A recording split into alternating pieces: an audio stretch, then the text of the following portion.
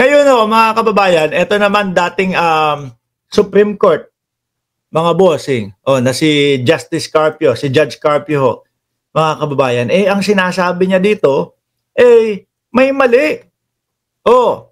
Supreme Court erred in claiming House didn't vote on BP impeachment Carpio claims. Yan. May sinasabi ho siya dito, mga kababayan. They got it all wrong. Dati pong ano yan? Dati pong judge yan.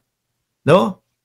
They got it all wrong. Retired Supreme Court Senior Associate Justice Antonio Carpio has insisted that the Supreme Court was mistaken when it ruled that the House of Representatives did not vote on the impeachment case against Vice President Sara Duterte. Paano naman kaya nalaman? Hindi, ako nagtatanong lang, paano kaya nalaman ng Supreme Court na hindi ipinakita doon sa mga congressman na lumagda yung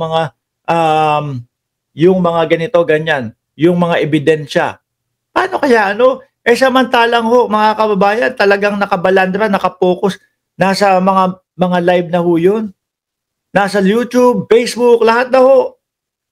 Yung mga hearing po na ipinapakita, yung napakadami, halos 900 piraso pataas na mga resibo na wala sa PSA. Di ba? Sabi ni Wilfredo Relevo, Sir Mark, ICC na lang magbigay hustisya sa bansang Pilipinas. Nasaan ba dito? Retired Supreme Court Senior Associate Justice Antonio Carpio has insisted that the Supreme Court was mistaken when it ruled that the House of Representatives did not vote on the impeachment case against Vice President Sara Duterte, saying that tribunal should have exercised judicial restraint. In an interview ng abogado, ganito, Carpio said the High Court committed judicial overreach when it issued the decision which thus put the article of impeachment for violating the 1987 Constitution. The 15 members tribunal vote anonymously in stopping the Senate impeachment proceedings. Saglit lang, hiwalay na katawan nga yan, di ba? Hiwalay na katawan ho yan, mga bossing. Paano nila sasabihin ngayon sa Senate, hinto nyo yan! Wag nang ituloy yan! The 15 members tribunal voted anonymously in stopping the Senate impeachment proceeding against Duterte, arguing, paano ho kapag kayo, merong Supreme Court, merong justice o may judge na ipapa-impeach ho doon sa Supreme Court, mga kababayan. Sasabihin lang ng Supreme Court, sorry, unconstitutional yan. Yari na. Diba? Kaya nga ho ang sinasabi, kapag ka ganito, tuloy-tuloy nangyari at hindi na nangyari ang impeachment na yan, malabo nang may ma-impeach pa sa Pilipinas. Di ba? The High Court had argued that the charges against Duterte were approved without a plenary vote by the House. Ganun na ba kabobobo yung mga congressman natin? Ang pinakaunang pumirma dyan, sino ba? Si Sandro Marcos? At tapos huli si Martin Romualdez? Nakikita ko naman yung mga congressman natin, alam nila. At posible pong hindi alam nila yan, mga boss. Diba?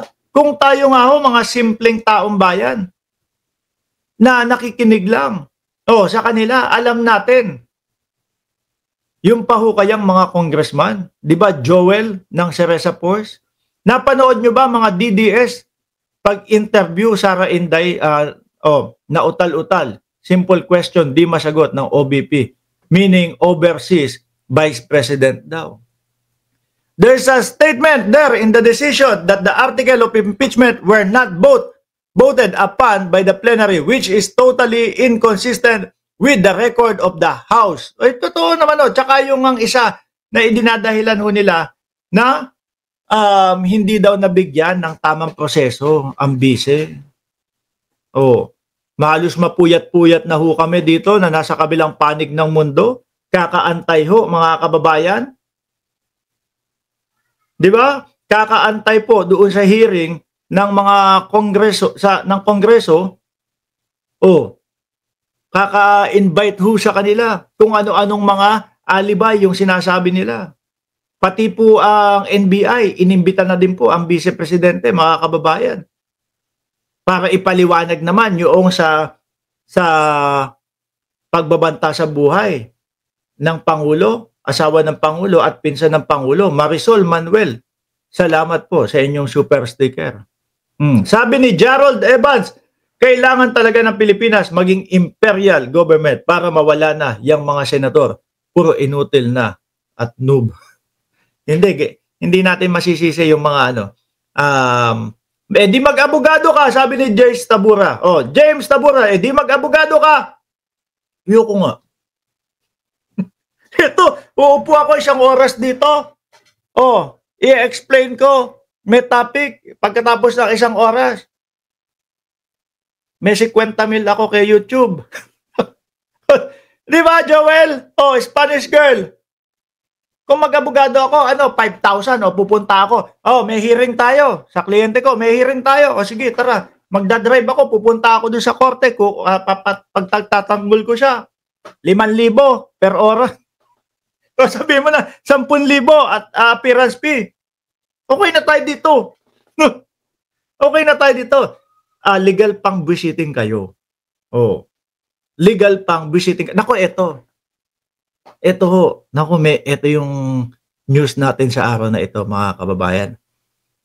Ito. Pansamantalang huling live. Ito, nakita ko lang ho ito, mga bossing, no?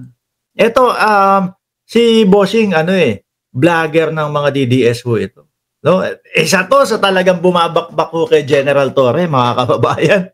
Isa ho to talaga sa bumabakbak kay General Torre, mga boss chief amo, sir. Talagang pag binanatan ho nito ang presidente, naku po, hindi mo malulunok. yung mga pinagsasasabi ho nitong mga ito, mga kababayan. At ito, may naririnig pa ako. No? May naririnig ako. Posibleng mangyari, posibleng hindi. Merong isa din na mukhang kakasuhan. No? May isa din na mukhang kakasuhan. Pero hanggang dyan muna lang doon sa isa. Ito, may warrant of arrest na ho, mga kababayan. Mismong galing po sa live niya ito natin nakuha. Mismong galing po sa live. At mukhang nagtatago ho itong si Bossing. Mga Bossing. No? Oh. Naku, pagka nalaman ni General Torre ito, baka 2,000 kapulisan. Oh, para maaresto. Ito.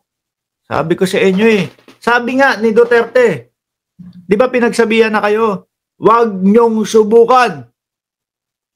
Huwag niyong subukan. Masisira ang buhay ninyo.